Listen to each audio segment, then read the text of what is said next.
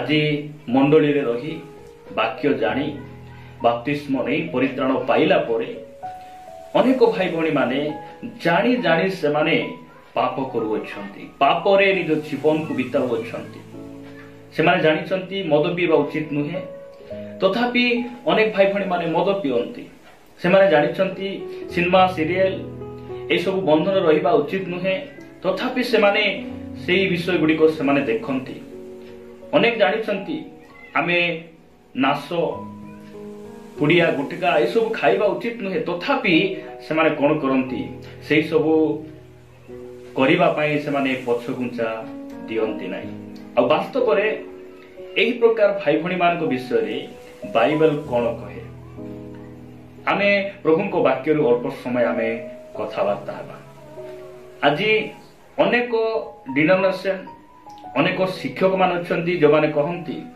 आमे थरे परित्राण पाई गलु आम निमंते तो ख्रीष्ट थरे मृत्यु भोग कले आमे जदि थरे उद्धार पाइलु आमे जेते पाप कले मध्य कोनोसी असुविधा नाही कारण आमे ऑलरेडी आमे उद्धार पाइछु से माने कहंती थरे रक्षा आउ अनंत सुरक्षा बोली कहंती बस थरे सुरक्षा अनंत रक्षा बोली से माने कोन करंती से माने विश्वास करंती जीशु आमर पाप निमंते तो से क्रूस रे मृत्यु वरण कले आउ ताहांको आमे विश्वास कलु परित्राण पाइलु एबे जेते पाप कले मध्य कोनोसी असुविधा नाही बोली अनेक लोक अनेक प्रकार कथा कहंती किंतु मु आज आपण मान कहिबा पई चाहे एही विषय रे बाइबल आमान को कोन कहे एहा आम पई अति गुरुत्वपूर्ण प्रिय भाई भणी माने मो सहित आपण माने एवरी पुस्तक को आसीबे एवरी पुस्तक 12 अध्याय रु आमे गोटे वाक्य पढु पढु आमे आज रो प्रसंग रे आगो को बढ़िबा एवरी पुस्तक 12 अध्याय 16 आउ 17 पद मु आपण मान को निमंते पढिबा पई चाहे लेखा जाय कि ओबा केही पारदारी को एवरी पुस्तक 12 अध्याय 16 आउ 17 पद कि ओबा केही पारदारी को बा थरकर खाद्य निमंते आपना ज्येष्ठाधिकार विक्रयकारी जे एसो ताहा परी विधर्माचारी हुए ए विषय रे अति जागृत हो तुम्भे माने तो जानो जे से परे आशीर्वादर अधिकारी हेबा निमंते इच्छा कले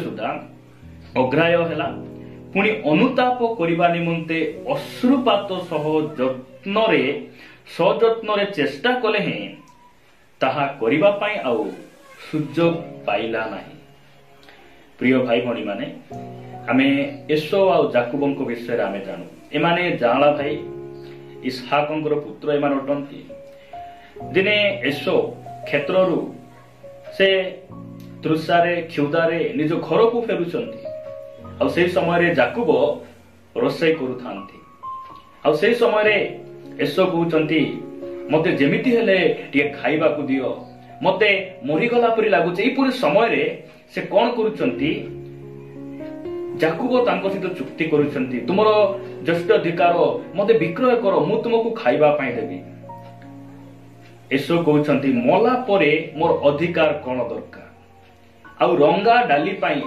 बोली कहले मुसुरी डाली निमंते से निजर ज्येष्ठाधिकार बोली कहले निजर परित्राण को से कोन करूचंती बिकी देउछंती आज भी अनेक भाई भणी मान अछंती आमे मला परे जदि बंची थाउ थाउ आमे आनंद करिबु नै ऐसो आराम करिबु नै आमे मला परे आ कोन करि परिबा ए प्रकार अनेक भाई भणी मानकर चिंताधारा प्रिय भाई भणी माने थरे परित्राण पाई गलु आमे जे से परित्राण को आ हरेबु नै एई परि नुहे हमर परित्राण को हराइबार मध्य संभावना रहिछि एठार देखुछु जे थरे तांकर अधिकार को एसो हराउछंती आ केते क्रंदन करी केते अनुताप कले मध्य से अधिकार को से फेरी पाई पारु नाहंती जदि आपण माने एवरी पुस्तक सही एवरी पुस्तक 10 अध्याय को आसीबे 10 अध्याय तार 26 पदरु आमे तळकु जदि आमे देखु लेखा जाए कारण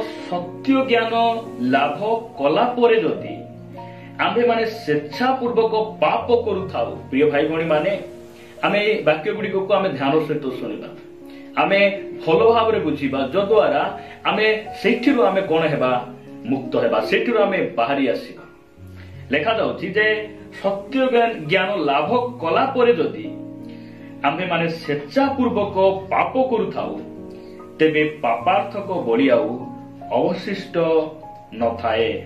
27 पद लिखा जाए, बरं विचारर एक प्रकार भयंकर प्रतीक्षा और विपक्ष मानकु ग्रासकारी अग्निर प्रचंडता अवशिष्ट थाए। 26 पद लिखा जाउछि जे जानी जानी जने पाप करुथिबा व्यक्ति निमंते पापार्थक बलि आउ नथाए। एई कथा हमें जानबार आवश्यक रहिछि।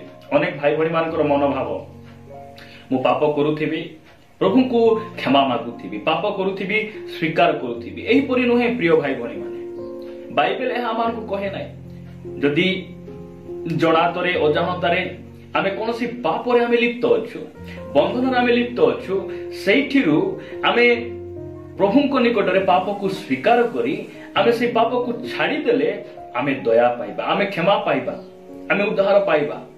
किंतु जदि आमे जानी जानी पाप करुथिबा, लेखा जाउछि आहुरी पापार्थक बलि गण न थाए, अवशिष्ट न थाए बोली कहले, आउ क्षमा न थाए। से व्यक्ति निमंते कोन थाए? प्रचंडर से अग्नि ग्रासकारी से अग्नि कोन करे से व्यक्ति को अपेक्षा रे थाए। प्रिय भाई भणी माने, आमे ए सब वाक्य को आमे बुझिबा आउ आमे परमेश्वर को भय करी ताहांकर गोड़ धरी ताहांकर निकटवर्ती हेबा। कारण पाप यह गोटे छोट विषय नुहे। जड़े ख्रीष्ट विश्वासी बा कोनोसी मनुष्य पाप सहित खेलिबा उचित नुहे। पाप सहित आमे खेलिबा उचित नुहे, कारण यह बाइबल आमान को कहे।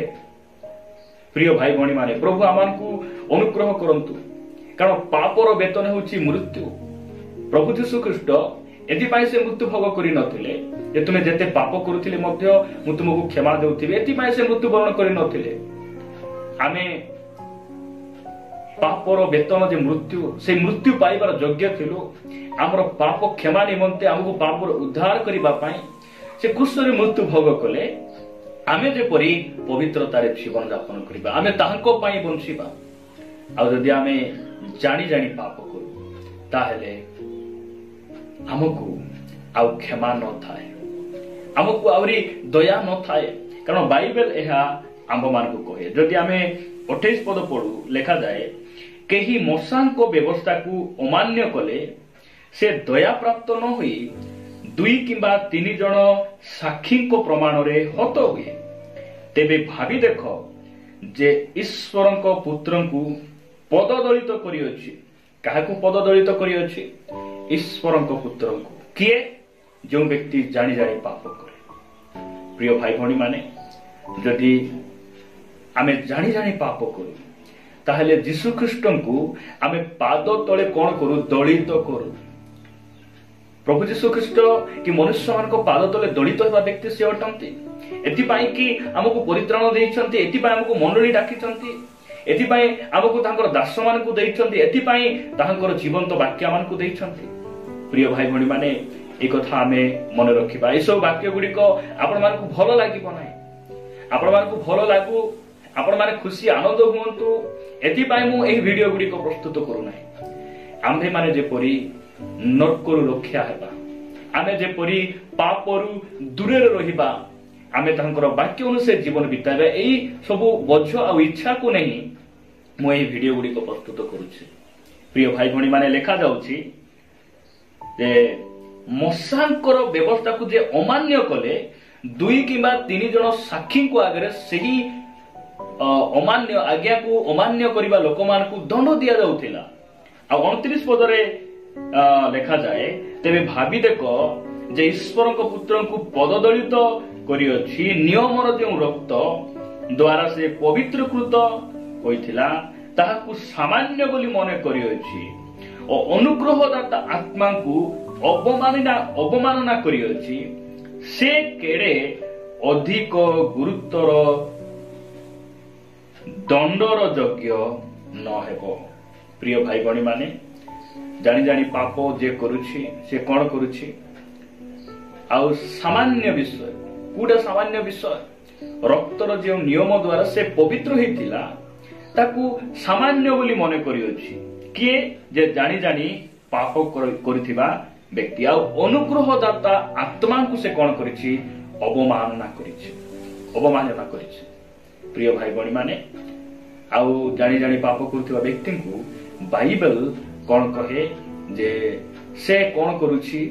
ଯେ ଈଶ୍ୱରଙ୍କର ସେ ଅନୁଗ୍ରହଦାତା ଆତ୍ମାଙ୍କୁ ଅଗ୍ରାହ୍ୟ କରୁଛି। ଏହା ବାଇବେଲ ସେହି ବ୍ୟକ୍ତି ମାନଙ୍କୁ କହେ। ଏହା ଆମେ ଜାଣି ରଖିବା। ଯଦି ଏଇଟା ଆମେ ଭଲରେ ଜାଣିବା, ଆମେ ଆଉ କଣ କରିବା ନାହିଁ? ଜାଣି ଜାଣି ପାପ କରିବା ନାହିଁ। ପ୍ରିୟ ଭାଇ ଭଉଣୀ ମାନେ, ସେହି ଏବ୍ରୀ ପୁସ୍ତକ 6 ଅଧ୍ୟାୟ 6 ପଦରେ ଗୋଟେ ବାକ୍ୟ ଲେଖାଯାଏ, ସେମାନେ ଯଦି ଧର୍ମଭ୍ରଷ୍ଟ ହୁଅନ୍ତି, ସେମାନେ ବୋଲି କହିଲେ ଯେଉଁମାନେ ବାକ୍ୟକୁ ଚାଖିଛନ୍ତି ଆଉ ଏ ଜଗତକୁ ଚାଖିଛନ୍ତି, ସତ୍ୟ ଜ୍ଞାନ ଯେଉଁମାନେ ପାଇଛନ୍ତି, ସେମାନେ ଯଦି ଧର୍ମଭ୍ରଷ୍ଟ ହୁଅନ୍ତି, ତାହେଲେ ମନ ପରିବର୍ତ୍ତନ ନିମନ୍ତେ ସେମାନଙ୍କୁ ପୁନର୍ବାର ନୂତନ କରାଇବା ଅସାଧ୍ୟ। ଯେଣୁ ସେମାନେ ଆପଣାର ବିନାଶ ନିମନ୍ତେ ଈଶ୍ୱରଙ୍କ ପୁତ୍ରଙ୍କୁ ପୁଣି କୁଶାର୍ପଣ କରି ପ୍ରକାଶରେ ତାହାଙ୍କୁ ନିନ୍ଦାର ପାତ୍ର କରନ୍ତି। ଯେଉଁମାନେ ପାପ କରୁଛନ୍ତି ଜାଣି ଜାଣି, ସେମାନେ ଜାଣି ଶୁଣି ପାପ ଆଡକୁ ଯିବା ଲୋକ, ସେମାନଙ୍କ ମନ ପରିବର୍ତ୍ତନର ବରଦାନ ନଥାଏ, ଫେରି ଆସିଲା ଭଳି ଆଉ ସେମାନେ ନଥାନ୍ତି। ଆଉ ଲେଖାଯାଉଛି ଯେ ପୁନର୍ବାର ସେମାନେ ପରମେଶ୍ୱରଙ୍କୁ କଣ କରୁଛନ୍ତି? କ୍ରୁଶରେ ସେମାନେ ଚଢାନ୍ତି। ଆମର ପାପ ନିମନ୍ତେ, ଆମର ପାପକୁ ପରିଷ୍କାର କରିବା ପାଇଁ ପ୍ରଭୁ ଯୀଶୁ ଖ୍ରୀଷ୍ଟ କଣ କଲେ? ଥରେ ସେ କ୍ରୁଶରେ ଚଢିଲେ ଆଉ ତାଙ୍କର ପବିତ୍ର ରକ୍ତକୁ ଛଡ଼ାଇଲେ। ଆମେ ଯେ ବାରମ୍ବାର ପାପ କରୁଥିବା, ତାହାକୁ କ୍ରୁଶରେ ଚଢାଉଥିବା, ଏହା ବାଇବେଲ ଆମମାନଙ୍କୁ କହେ ନାହିଁ। ପ୍ରିୟ ଭାଇ ଭଉଣୀ ମାନେ, ଆମର ହାତ ମଇଳା ହେଇଗଲେ ଆମେ ନଦୀ ପାଣିରେ ବାରମ୍ବାର ଆମେ ଧୋଉ, ଟ୍ୟୁବଲ ପାଣିରେ ଆମେ ବାରମ୍ବାର ହାତ ଧୋଉ। ମାତ୍ର ଯୀଶୁଙ୍କର ରକ୍ତ ନଦୀ ପାଣି ପରି ନୁହେଁ। ଯୀଶୁଙ୍କର ରକ୍ତ ଆମେ ଗୋଟେ ଟ୍ୟୁବଲ ପାଣି ପରି ଆମେ ଭାବିବା, ଏହା କେତେ ଖରାପ ବିଷୟ। ପ୍ରିୟ ଭାଇ ଭଉଣୀ ମାନେ, ତାହାଙ୍କର ପବିତ୍ର ରକ୍ତ, ସେଇ ବହୁମୂଲ୍ୟ ରକ୍ତ, ସେ ଆମ ନିମନ୍ତେ ଥରେ ସେ କ୍ରୁଶରେ ଚଢିଲେ। ଆଉ ଆମକୁ ସେ କ୍ଷମା ଦେଇଛନ୍ତି, ପରିତ୍ରାଣ ଦେଇଛନ୍ତି, ମଣ୍ଡଳୀ ଦେଇଛନ୍ତି, ପ୍ରଭୁଙ୍କର ଦାସମାନଙ୍କୁ ଦେଇଛନ୍ତି। କାହିଁକି? ଆମେ ଯେପରି ପବିତ୍ର ଜୀବନ ଯାପନ କରିବା। ମୁଁ ଗୋଟେ ବାକ୍ୟ ପଢି ସମାପ୍ତ କରିବା ପାଇଁ ଚାହେଁ। ଲେଖାଯାଏ ସାଧୁ ପିତରଙ୍କ ଦ୍ୱିତୀୟ ପତ୍ର 2 ଅଧ୍ୟାୟ 20 ପଦରେ ଏ ପ୍ରକାର ଲେଖାଯାଏ, ଯେଣୁ ସେମାନେ ଯଦି ପ୍ରଭୁ ଓ ତ୍ରାଣକର୍ତ୍ତା ଯୀଶୁଖ୍ରୀଷ୍ଟଙ୍କ ବିଷୟକ ଜ୍ଞାନ ଦ୍ୱାରା ସଂସାରର ଅସୁଚିତାରୁ ରକ୍ଷା ପାଇ ପୁନର୍ବାର ସେଥିର ବନ୍ଧନରେ ଆବଦ୍ଧ ହୋଇ ପରାସ୍ତ ହୁଅନ୍ତି, ତାହାହେଲେ ସେମାନଙ୍କ ପ୍ରଥମ ଦଶା ଅପେକ୍ଷା ଶେଷ ଦଶା ଅଧିକ ମନ୍ଦ ହେବ। ଜାଣି ଜାଣି ପାପ କରୁଥିବା ବ୍ୟକ୍ତିମାନଙ୍କୁ ବାଇବେଲ এই ପ୍ରକାର କଥା କହେ। ଆମେ ଏସବୁ ବିଷୟ ମନେ ରଖିବା। ପ୍ରିୟ ଭାଇ ଭଉଣୀ ମାନେ, ଆମକୁ ପରମେଶ୍ୱର ପ୍ରେମ କରି ଆମକୁ ପୁରାତନ ସ୍ୱଭାବରୁ ସେ ଆମକୁ ବାହାର କରି ଆଣିଛନ୍ତି। ପୁରାତନ ରୀତିବିଧି, ଆମ ସବୁ ପାପରୁ, ମନ୍ଦତାରୁ ସେ ଆମକୁ ପରିଷ୍କାର କରିଛନ୍ତି। ଆମେ କଣ ହେବା ନାହିଁ? ପୁନର୍ବାର ଆମେ ତାହାଙ୍କର ବାକ୍ୟକୁ ପିଠି ଦେଖାଇବା ନାହିଁ, ଆମେ ତାହାଙ୍କୁ ଦୁଃଖ ଦେବା ନାହିଁ। କାରଣ ସେ ଆମକୁ କଣ କରିଛନ୍ତି? ସମସ୍ତ ପରିସ୍ଥିତିରୁ ସେ ଆମକୁ ଅଲଗା କରିଛନ୍ତି। ଆଉ ସେ ଚାହାନ୍ତି ଆମେ ଯେପରି ତାଙ୍କ ସହିତ ପବିତ୍ର ଜୀବନ ଯାପନ କରିବା। ପ୍ରଭୁ ଏହି ବାକ୍ୟ ଦେଇ ଆମ ପ୍ରତ୍ୟେକଙ୍କୁ ପ୍ରଚୁର ଭାବରେ ଆଶୀର୍ବାଦ କରନ୍ତୁ।